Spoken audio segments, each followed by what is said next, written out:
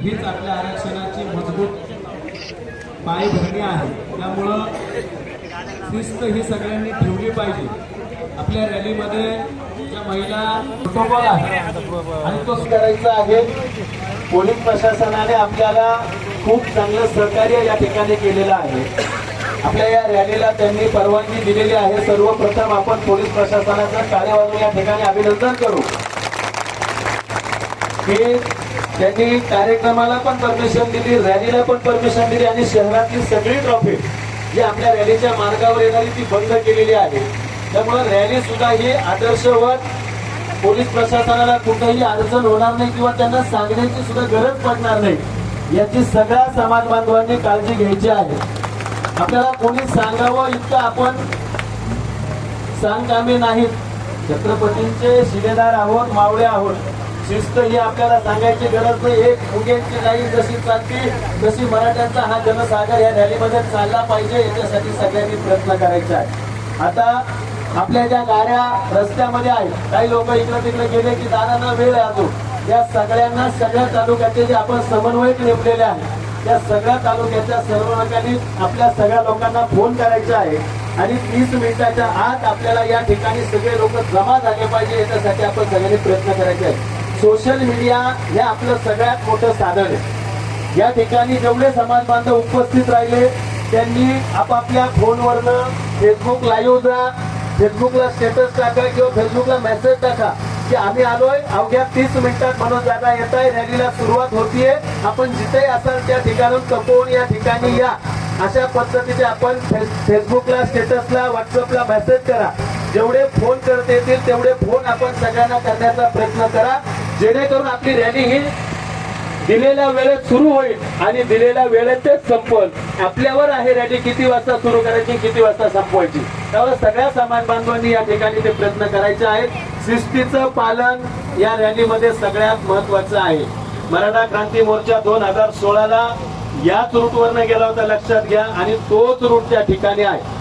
त्याच्यानंतरची सगळ्यात महत्वाची सूचना, रॅलीच्या रूटवर तुम्हाला पाण्याची व्यवस्था आहे, तुम्हाला नाश्त्याची व्यवस्था पुढेही केलेली आहे। कोणाला काही आजार, काही दुखलं, काही वाटलं, रॅलीमध्ये चालताना काही अशक्त वाटलं तर त्या ठिकाणी वैद्यकीय कॅम्प सुद्धा आहेत, आपण त्या ठिकाणी जाऊन उपचार करू शकतात। भावनेच्या भरात काहीतरी अस्वस्थ वाटतंय, चालायचं म्हणून चालू नका। अँब्युलन्स प्रत्येक ठिकाणी आपल्या उभे आहे, प्रथमोपचार आपण त्या ठिकाणी घेतले पाहिजे, जेणेकरून काही अनुचित प्रकार आपल्या या रॅलीमध्ये घडणार नाही याची सर्वांनी काळजी घ्यायची आहे। आणि चालताना पाण्याच्या बॉटल घेतल्या किंवा नाश्त्याच्या ठिकाणी थांबू नका, हातात घेऊन पुढे चालायचं आहे।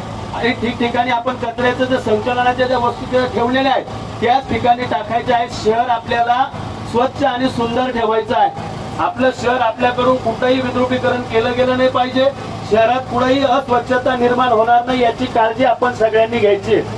बाथरूमच्या दृष्टिकोनातून आपल्या वेगवेगळ्या ठिकाणी मोबाईल टॉयलेट व्हॅन उभ्या केलेल्या आहेत, त्या सगळ्या मोबाईल टॉयलेटचा आपण सगळ्यांनी वापर करायचा आहे। या सूचना या रॅलीच्या प्रमुख आपल्याकडे आहेत। या रॅलीचं नेतृत्व आपल्या सगळ्यांचं आधारस्थान, प्रेरणास्थान, ज्यांनी या गरजवंत मराठ्यांचा, गरीब मराठ्यांचा लढा जो उभा केला ते मराठा योद्धा धनंजय पाटील या रॅलीचं नेतृत्व करताय। त्यांच्या नेतृत्वाखाली ही रॅली जाणार आहे। त्यामुळे शिस्त आणि आपला जोश या दोन्ही गोष्टी आपण ठेवायच्या आणि या जिल्ह्यामध्ये मराठा आरक्षणाचा विरोधक याच जिल्ह्यामध्ये आहे, त्याला सुद्धा आपल्याला धडा शिकवायचा आहे। त्याच्यासाठी आपण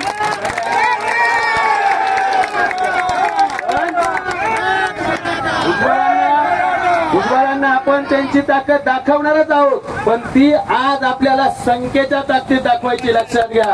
आज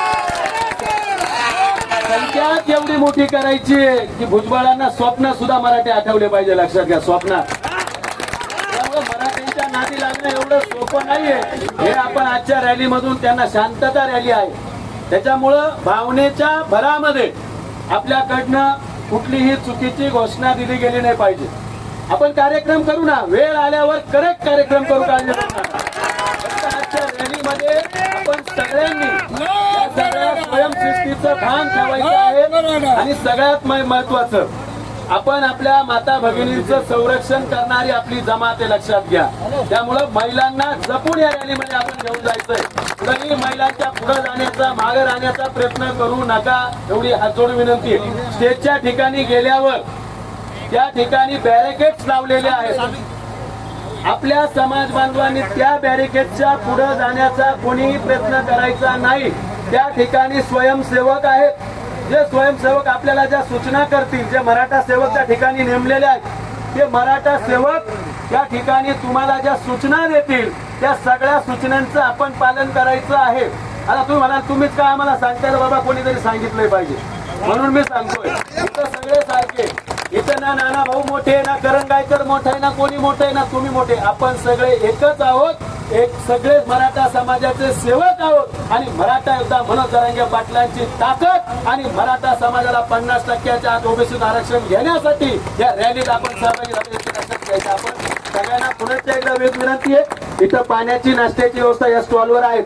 ज्यांना करायचं त्यांनी करून घ्या. आणि रॅलीत दादा आल्यानंतर, मराठा योद्धा जरांगे पटेल आल्यानंतर कृपा करून त्यांच्या जवळ जाण्याचा प्रयत्न करू नका. त्यांची परिस्थिती अत्यंत नाजूक आहे. आपण सगळ्यांनी पाहिलेलं आहे. नाही तर मग माझा फोटो आला पाहिजे, मग मी त्या गाडीपाशी, कारण ती गाडीच तुम्ही निघून येणार नाही. मग त्या ठिकाणी कोणी माणूस चिडला तर मग परत तुम्ही आणता हे लई शहाणे, हेच त्यांच्या असं नसतं. शिस्त आणि नियम पाळायचा असतो. त्याच्यासाठी कधी कडू पण बोलावं लागतं. त्याचं वाईट वाटून घेऊ नका. त्या गाडीच्या जवळ जाण्याचा कोणी पहिली गोष्ट प्रयत्नच करू नका. आपण जेव्हा त्यांची तब्येत हे दौरा संपला चांगली होईल, एक दिवस आपण फक्त सदिच्छा भेट म्हणून नाशिकला त्यांना बोलू आणि सगळ्यांची भेट करून घेऊ. काही काळजी करू नका. पण आजच्या दिवशी कृपा करून त्यांच्या जवळ जाण्याचा, त्यांना कुठेतरी सेल्फी काढण्याचा मोह तुम्ही सगळ्यांनी टाळा. जेणेकरून आपला समारोप आहे, आपल्याकडे लक्षात घ्या. नाशिक जिल्ह्याला समारोप दिलेला आहे आणि तो समारोप त्याच पद्धतीने व्यवस्थितपणे त्यांची काळजी घेऊन आपण करू. आपली रॅली यशस्वी करू. जय जिजाऊ. एक मराठा, एक मराठा. मराठा योद्धा जरांगे पाटील तुम आगे बढ़ो. मराठा योद्धा जरांगे पाटील तुम आगे बढ़ो. आरक्षण आमच्या हक्काचं, आरक्षण आमच्या हक्काचं. धन्यवाद. चला आता सगळ्यांनी प्रयत्न करा.